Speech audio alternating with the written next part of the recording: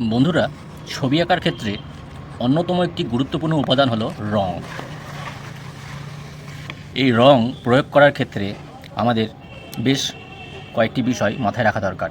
প্রথমে এই রঙের যথাযথ ব্যবহার আমাদের জানা দরকার। এই রং ব্যবহার করার ক্ষেত্রে আমাদের রঙের কয়েকটি সঠিক ধারণা থাকা অবশ্যই দরকার। সঠিক ধারণা বলতে আমরা প্রথমে এই রঙকে আমরা দুটি শ্রেণীতে ভাগ করে নিই, দুটি ভাগে। তো প্রথমে আমরা রঙকে যদি দুটি ভাগে ভাগ করি, সেক্ষেত্রে আমাদের দুটি ভাগ হলো, একটি হলো প্রাথমিক কালার, আর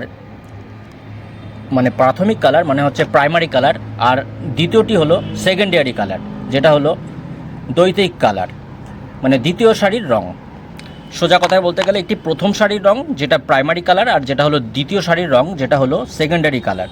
এই প্রাথমিক সারির রঙগুলির মধ্যে আমরা প্রথমে এই তিনটি রং পড়ে। প্রথম রঙটি হলো লাল, দ্বিতীয় রং হলো হলুদ, এবং তৃতীয় রং হলো নীল। এই লাল, হলুদ, নীল এই তিনটি রং হলো প্রাথমিক কালার বা প্রাইমারি কালার। এই প্রাথমিক রঙগুলির সাথে একটি একটি রং মিশে যেই কালারটি তৈরি হয় বা যেই রঙটি তৈরি হয়, সেটি হলো সেকেন্ডারি কালার বা দ্বিতীয় সারির রং। দেখো, এই লাল রঙটাকে করলাম আমি, লালের সাথে এবার মেশাবো হচ্ছে হলুদ রং। এই দুটি প্রাইমারি রঙের সংমিশ্রণে যে রঙটি তৈরি হবে সেটি হলো দ্বিতীয় সারির রং বা সেকেন্ডারি কালার। দেখো, এই লাল রঙটা আমি প্রথমে করেছিলাম, এবার দেখো এখানে একটু লাল রঙটাকে আমি করলাম। এই লালের সাথে আমি এবার এই হলুদ রঙটাকে মেশাবো। দেখো, লাল আর এই হলুদ রঙটা মিশে গিয়ে কি কালার হলো দেখতে পাচ্ছ তোমরা? কমলা রং হলো। এবার এই হলুদ রঙটার সাথে আমরা এই যে নীল রং, এই নীল রঙটাকে মেশাবো। হলুদ আর এই নীল মিশে দেখো কি রং তৈরি হয়। তো প্রথমে আমরা এই নীল রঙটাকে এখানে করলাম। এই নীল রঙের ওপর দেখো এবার আমরা চাপাচ্ছি হলুদ রং। এই নীল আর এই হলুদ রং মিশে দেখো সবুজ রং তৈরি হচ্ছে। আর এই যে নীল রঙটা করেছি নিচে, এই নীল 3 নম্বর প্রাথমিক রং, এই নীলের সাথে দেখো এই লাল রঙটাকে আমরা এবার মেশাচ্ছি। নীল আর লাল এই দুটি রং মিশে দেখো কি রং তৈরি হচ্ছে। দেখো তোমরা, দেখো বেগুনি রং তৈরি হচ্ছে, দেখতে পাচ্ছ তোমরা? লাল আর এই নীল মিশে বেগুনি রং তৈরি হচ্ছে। আচ্ছা, এই তিনটে প্রাথমিক রং আমি তোমাদের ব্যবহার দেখালাম। এই তিনটে প্রাথমিক রঙের ছাড়া দেখো এই লালটার সাথে প্রাথমিক রঙের সাথে প্রাথমিক রঙের ব্যবহার দেখালাম। এবার দেখো এই প্রাথমিক রঙের সাথে দেখো আমরা সাদা রঙের ব্যবহারটা এবার আমি তোমাদের দেখাচ্ছি। দেখো, এই লাল আর এই সাদা রং, এই সাদা রঙটা হয়তো তোমরা পৃষ্ঠায় বুঝতে পারবে না, কারণ এই সাদা পৃষ্ঠার ওপর সাদা রঙটাকে বোঝা খুবই কঠিন ব্যাপার।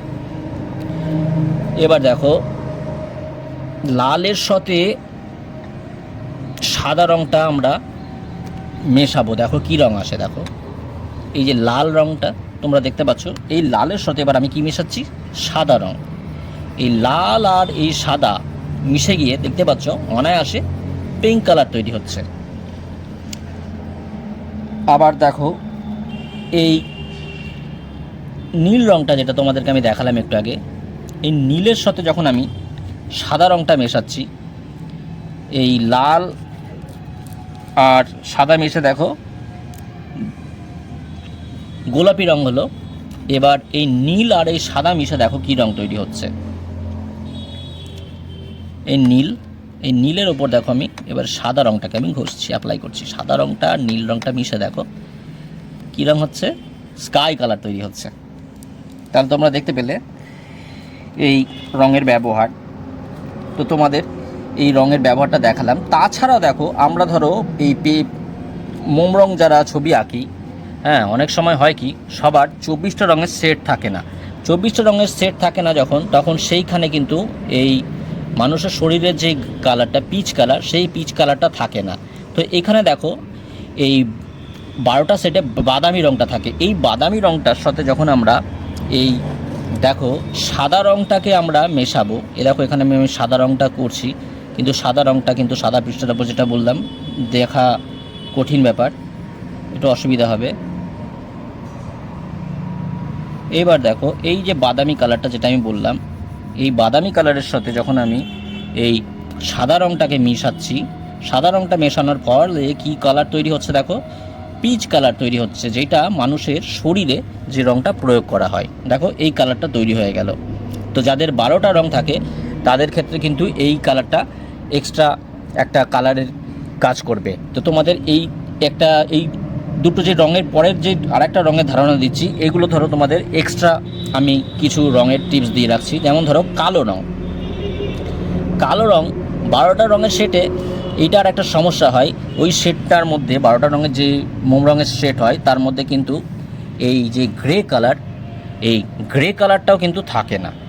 এই গ্রে কালারটাকে আনতে গেলে কি করতে হবে দেখো, এই কালো রঙটার সাথেই যখন আমরা এই সাদা রঙটাকে আমরা অ্যাপ্লাই করব, তখনই কিন্তু দেখো এই গ্রে কালারটা তৈরি হয়ে যাবে। দেখো আমরা এখানে কালো রঙটাকে করলাম, কালো রঙটার ওপর দেখো আমরা এবার কি করছি, সাদা রঙটাকে অ্যাপ্লাই করছি। কালো আর এই সাদা মিশে গিয়ে দেখো এই যে সিলভার বা এই গ্রে কালারটা কিন্তু চলে আসছে। তাহলে এখানে কি হলো, যারা 12টা রঙ দিয়ে কাজ করে তাদের ক্ষেত্রে কিন্তু দেখো দুটো এক্সট্রা তোমরা রঙ পেয়ে গেলে। তাহলে সেক্ষেত্রে দেখো তোমরা এইভাবে যদি তোমরা রঙের সঠিক ব্যবহার জানো এবং সেই রঙগুলোকে যদি তোমরা যথাযথ প্রয়োগ করতে পারো, তাহলে কিন্তু তোমরা আরও ভালো বেশি ছবি আঁকতে পারবে। তোমাদেরকে আমি যেটা প্রথমে দেখালাম, দেখো এই যে 3টে প্রাইমারি কালার বা প্রাথমিক রঙ, এই 3টে প্রাথমিক রঙের সঙ্গে দেখো এই প্রাথমিক রঙগুলো মিশিয়েই আমরা এই 3খানা কালার পেলাম। লাল আর হলুদ মিশে হলো কমলা, হলুদ আর নীল মিশে হলো সবুজ, নীল আর লাল মিশে হলো বেগুনি কালার। তারপর আমি যেটা বললাম আরও দুটো প্রাথমিক কালার লাল আর নীল, এই দুটোর সাথে যখন আমি সাদা প্রয়োগ করলাম, লাল আর সাদা মিশে হলো গোলাপি কালার বা পিঙ্ক কালার, আর নীল আর সাদা মিশে হলো আকাশি কালার বা স্কাই কালার। এবার আমি যেটা বলছিলাম আরও দুটো রঙের এক্সট্রা, তোমাদের যে দুটো রঙের প্রয়োগ আমি দেখিয়ে দিলাম, এই বাদামির সাথে এই ব্রাউন কালারের সাথে এই সাদা রঙটা মিশিয়ে পিচ কালার তৈরি হয়ে গেল, যেটা মানুষের শরীরে প্রয়োগ করতে পারবে। আর এই কালো রঙের সাথে সাদা রঙটা মিশে তৈরি হলো কিন্তু গ্রে কালার বা অ্যাশ কালার। তো তাহলে তোমাদের এই জিনিসটা পরিষ্কার বুঝতে পারলে যে কিভাবে কোন রঙের সাথে কোন রং মেশালে কি কালার আসে এবং কিভাবে রঙগুলোকে প্রয়োগ করা দরকার। তাহলে এবার যখন তোমরা সিনারি আঁকবে বা কোনো ছবি আঁকবে, সেক্ষেত্রে কিন্তু আশা করি তোমাদের আর বুঝতে অসুবিধা হবে না। তো যাই হোক বন্ধুরা, তাহলে তোমরা বাড়িতে বেশি বেশি প্র্যাকটিস করো। আর আজকের এই ভিডিওটা যদি তোমাদের হেল্পফুল বলে মনে হয়, তাহলে অবশ্যই একটি লাইক করবে এবং চ্যানেলটা সাবস্ক্রাইব করবে এবং অনেক অনেক শেয়ার করবে। তো যাই হোক, পরের ভিডিওতে দেখা হচ্ছে। ভালো থেকো, সুস্থ থেকো, ধন্যবাদ।